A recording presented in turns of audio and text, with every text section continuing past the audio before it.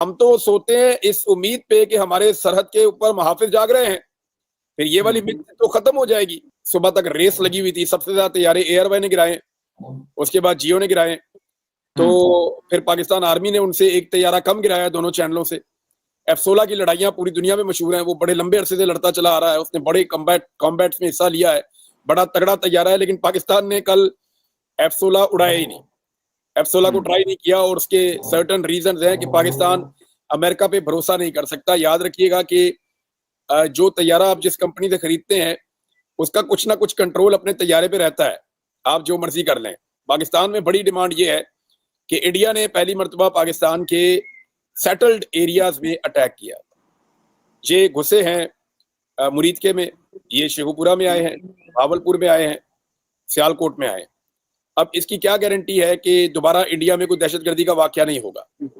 फर्ज करें थोड़े दिन के बाद एक और वाकया हो जाता है इंडिया में दहशतगर्दी का, तो फिर इंडिया लाहौर पे और कराची पे भी बम मार सकता है कि जनाब वहां पे भी दहशतगर्द रहते हैं, हम यहाँ पे भी मारने जा रहे हैं।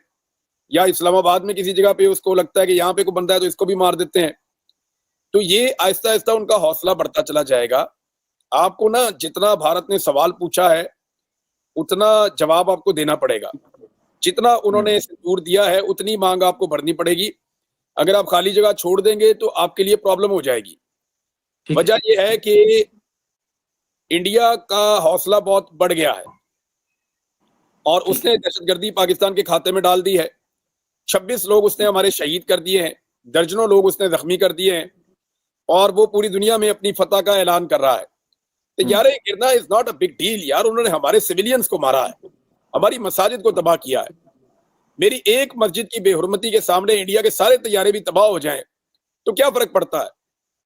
देखिए मेरा सवाल ये है कि आपने उस तरह का जवाब दिया तो जवाब है कि नहीं दिया। उन्होंने नीलम झेलम को टारगेट किया, उन्होंने जो है वो एक और डैम को टारगेट किया जिसपे आपके DGISPR कह रहे गैर जिम्मेदाराना हरकत है। तो देखिए हमें भी यही गैर जिम्मेदाराना हरकत करनी पड़ेगी। अगर अपने पानियों पे आपने अपना कंट्रोल रखना है तो आपको अपने पानियों का रास्ता क्लियर करना पड़ेगा। वो सारी कमाई जाया कर दी इन दोनों ने स्टेटमेंट देने के बाद, और ऐसा तासुर दिया कि जैसे पाकिस्तान की हुकूमत लेट गई है एस्टेब्लिशमेंट समेत, और ऐसा तासुर दिया गया कि जैसे पाकिस्तान जो है वो सरेंडर कर रहा है इंडिया के सामने। अस्सलाम वालेकुम, मैं हुसनैन, आप देख रहे हैं नया पाकिस्तान। मेरे साथ मौजूद हैं इमरान याद खान।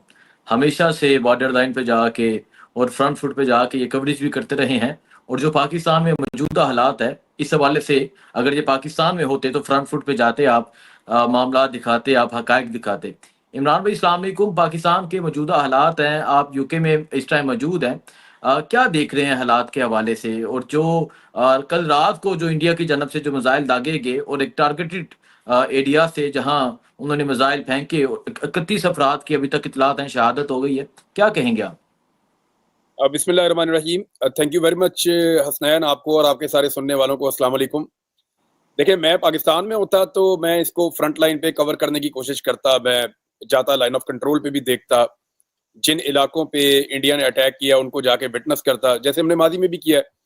और मुझे अच्छी तरह याद है कि शहीद अरशद शरीफ के बाद अगर किसी ने सबसे ज्यादा लाइन ऑफ कंट्रोल को कवर किया है, वॉर एरियाज को कवर किया है, बॉर्डर एरियाज को कवर किया है, तो उन चंद जर्नलिस्टों में एक मेरा नाम है। मैंने सियाचिन को 3 दफा विजिट किया।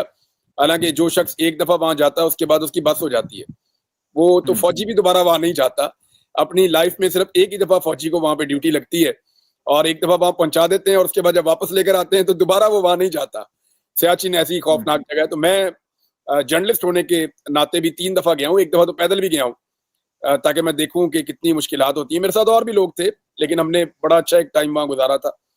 तो इन बॉर्डर्स पे मेरी सारी जिंदगी गुजरी है। फिर मैं शिकार खेलता हूँ तो उसके लिए भी बहुत बॉर्डर एरियाज में मैंने ट्रेवल किया है, तो मैं इन एरियाज को अच्छी तरह जानता हूँ। यहाँ मेरे बहुत सारे दोस्त भी रहते हैं। और ये जो अटैक हुआ पाकिस्तान में, इसके बारे में कोई ये नहीं कह सकता कि पाकिस्तान को नहीं पता था। पाकिस्तान को एग्जैक्टली पता था कि इंडिया अगर अटैक करेगा, क्योंकि देखें ये इम्कान था कि शायद इंडिया को अटैक ना करना पड़े, क्योंकि उन्होंने सिंध तास मुआहिदा जो है वो आपका मुअत्तल कर दिया था, वो खत्म कर दिया उन्होंने। तो मुझे लगा कि शायद अब वो अटैक ना करें, लेकिन अटैक अगर उन्होंने करना था तो पाकिस्तान को एग्जैक्टली पता था कि कहां कहां कर सकते हैं। मैंने इससे पहले खबर भी दी थी, और खबर ये थी कि आज़ाद कश्मीर में 1000 के करीब मदारिस जो हैं उन्हें बंद कर दिया गया है। 10 दिन के लिए नोटिफिकेशन जारी किया गया था कि तमाम मदारिस खाली कर दिए जाएं, और इस बात का इंडिया को भी पता था और पाकिस्तान को भी पता था। इसके बाद पाकिस्तान ने जो है वो जो मुरीद के है वहां पे भी जो मरकज है, आज आप वहां गए भी हुए थे, मैं आपकी वीडियो देख रहा था, शायद आपने ये इन्फॉर्मेशन वहां से कलेक्ट भी की होगी कि वहां पे भी अब बच्चे मौजूद नहीं थे, उसको खाली करवा लिया गया था। बिल्कुल। क्योंकि पाकिस्तान को आइडिया था कि यहाँ पे इंडिया बम मारेगा या मिसाइल मारेगा, और फिर बहावलपुर वाला, शेखुपुरा वाला, इन सारी जगहों पे जो तालीम हासिल करने के लिए बच्चे आते हैं या कुरान पाक हिफ्ज करने के लिए जो बच्चे आते हैं वो मौजूद नहीं थे।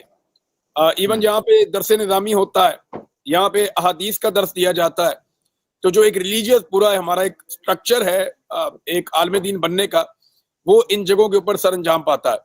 तो अब पाकिस्तान को पता तो था कि यहाँ पे अटैक होगा, और फिर अटैक वहीं पे हुआ। इंडिया ने अब तक जो इतला आ रही है उसमें 24 इन्होंने मिसाइल दागे हैं पाकिस्तान पे, कुछ लोग कह रहे हैं इससे ज्यादा दागे हैं।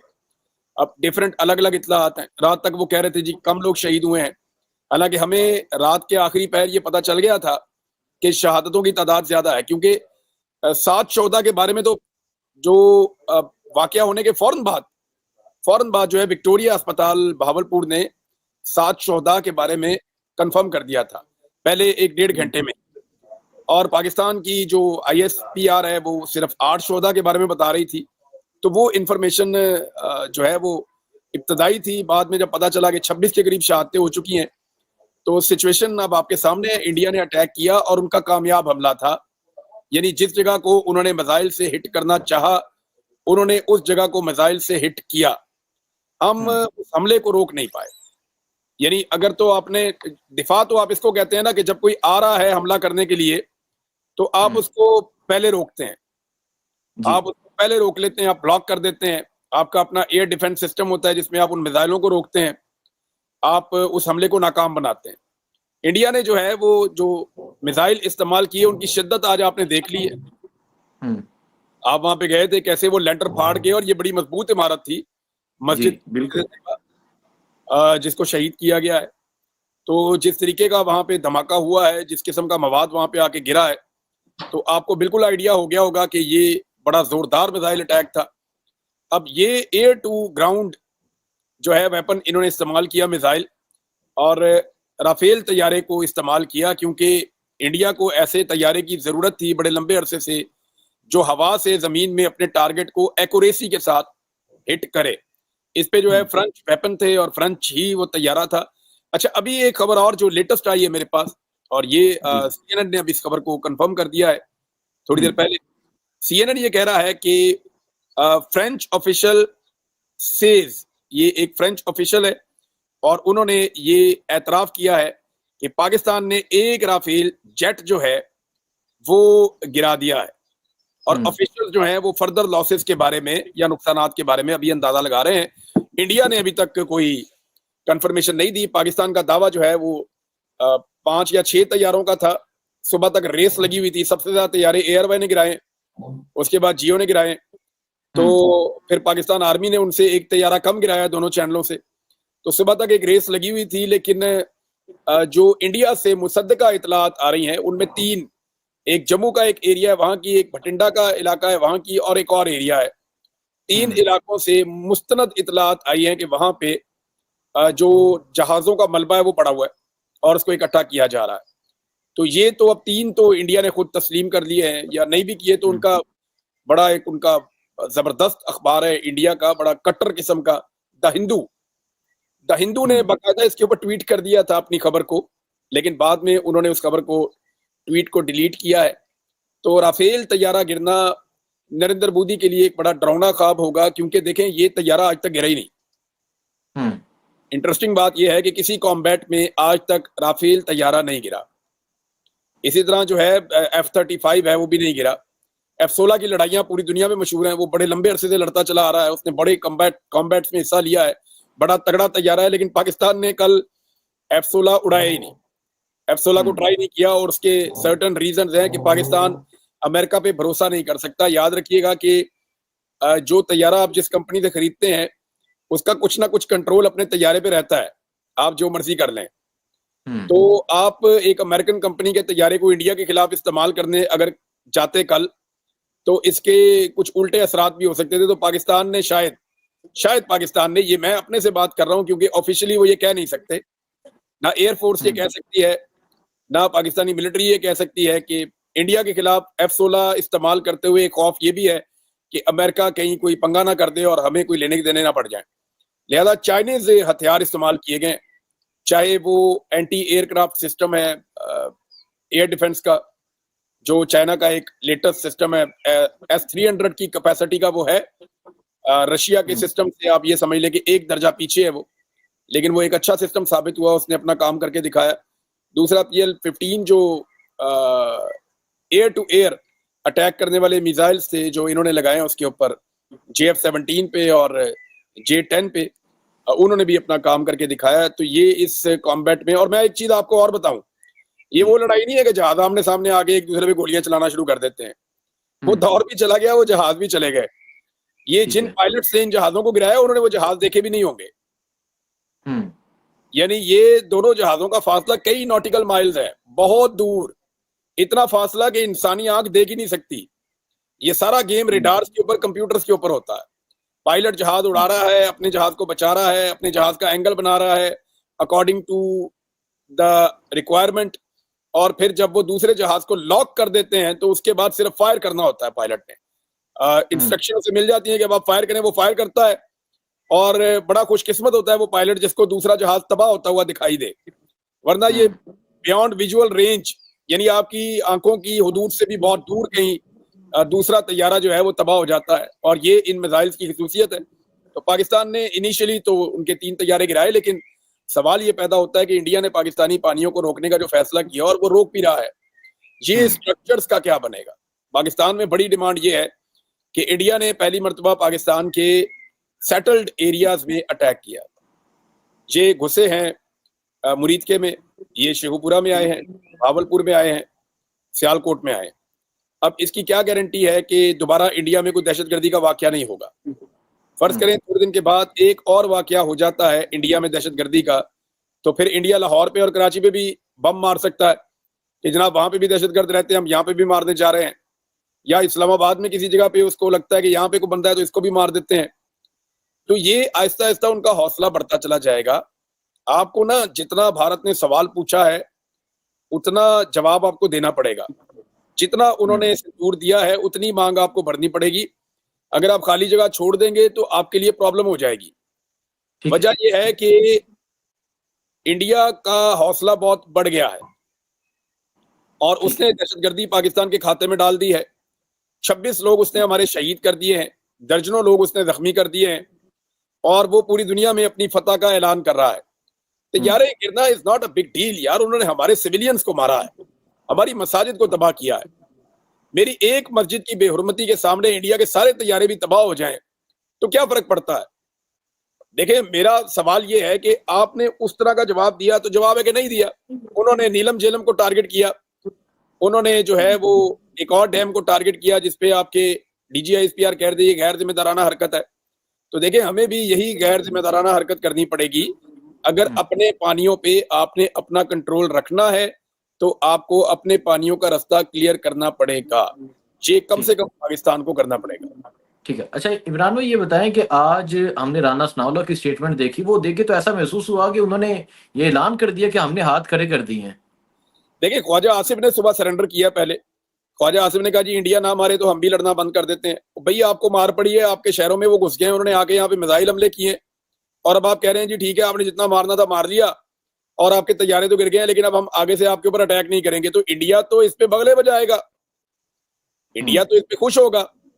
कल वो अनाउंस कर देता है जी हमारा एक राफेल तैयारा हादसे के अंदर गिर गया है, पाकिस्तान ने नहीं मारा, तो दुनिया इस पे भी बिलीव कर लेगी। तो आपने इस सारे मामले में कमाया क्या? कुछ भी नहीं।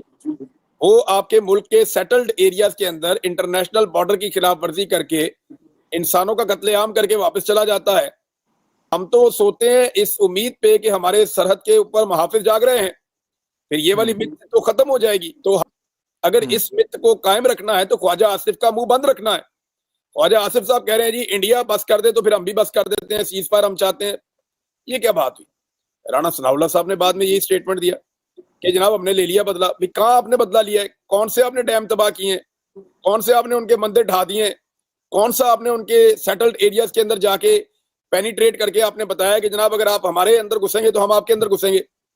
देखें, जो इन्होंने दावे किए थे ना मुख्तलिफ सहाफियों के साथ बातचीत करते हुए, हमारे जो एस्टेब्लिशमेंट के जराए हैं, तो उन्होंने कहा था कि हमने 8 मुकामात लॉक किए हुए हैं। ये बात आपने मोहम्मद मालिक साहब के मुंह से भी सुनी होगी और दीगर लोगों के मुंह से भी सुनी है कि पाकिस्तान की मिलिट्री एस्टेब्लिशमेंट ने बताया था सहाफियों को कि हमने 8 मुकामात भारत के ऑलरेडी लॉक किए हुए हैं।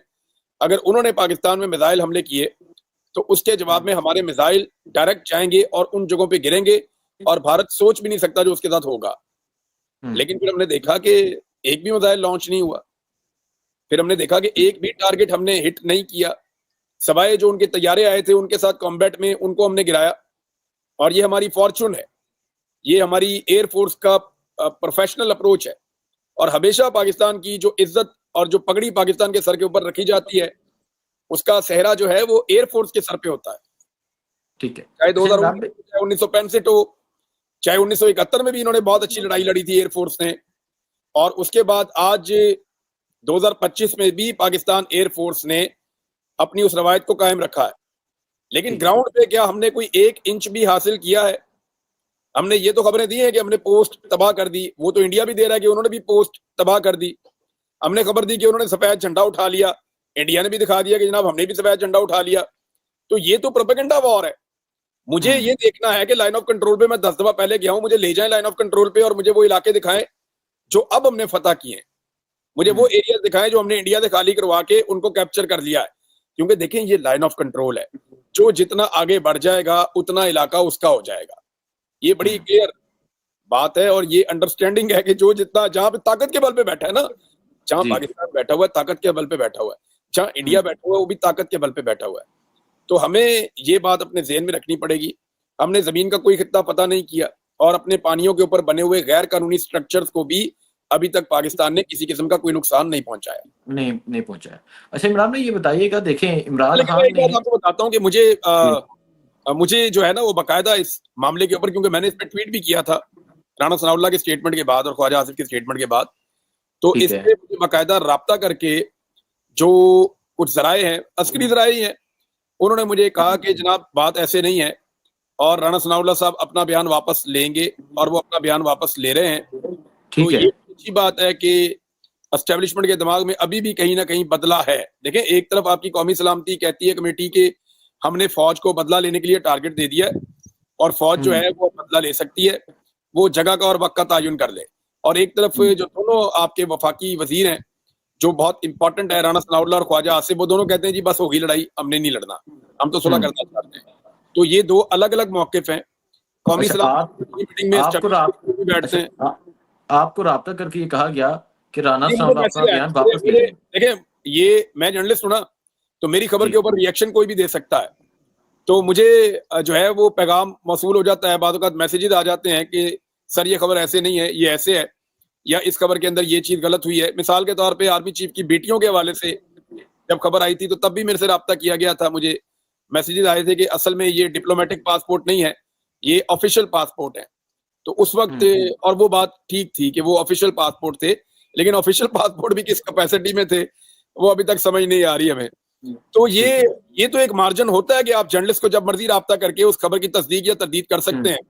तो मुझे ये बताया गया, अभी जो इन्फॉर्मेशन मुझे दी है वो ये है कि ख्वाजा आसिफ और राणा सनाउल्लाह के स्टेटमेंट से ऐसा लगता है, जो मैंने फील ली है, कि पाकिस्तान की एस्टेब्लिशमेंट उनसे अभी मुत्तफिक नहीं है, क्योंकि जो थोड़ी बहुत कमाई रात को हुई है वो सारी कमाई जाया कर दी इन दोनों ने स्टेटमेंट देने के बाद, और ऐसा तासुर दिया कि जैसे पाकिस्तान की हुकूमत लेट गई है एस्टेब्लिशमेंट समेत, और ऐसा तासुर दिया गया कि जैसे पाकिस्तान जो है वो सरेंडर कर रहा है इंडिया के सामने और दुनिया के सामने। और इसमें एक चीज और भी है कि गुज़िश्ता रात कुछ अमेरिका से 1-2 कॉल्स भी मौसूल हुई है पाकिस्तान में, और उन कॉल्स का एक इम्पैक्ट भी होता है। और फौरी तौर पे उसके बाद देखें आपकी अभी तक उस वक्त से लेकर अभी तक बिल्कुल खामोशी है, किसी किस्म की लड़ाई नहीं हुई। अभी भी रात का वक्त है, आज पाकिस्तान का टाइम था कि पाकिस्तान रिस्पॉन्ड करता, जाकर उसी शिद्दत से जवाब देता, लेकिन अब तक जो मेरी इत्तला है उसके मुताबिक पाकिस्तान ने कोई जवाब नहीं दिया। हाँ, ये जरूर है कि पाकिस्तान ने सुबह सुप्रीम कोर्ट ऑफ पाकिस्तान से पाकिस्तानियों को बड़ा तगड़ा जवाब दे दिया। मिलिट्री कोर्ट के हवाले से।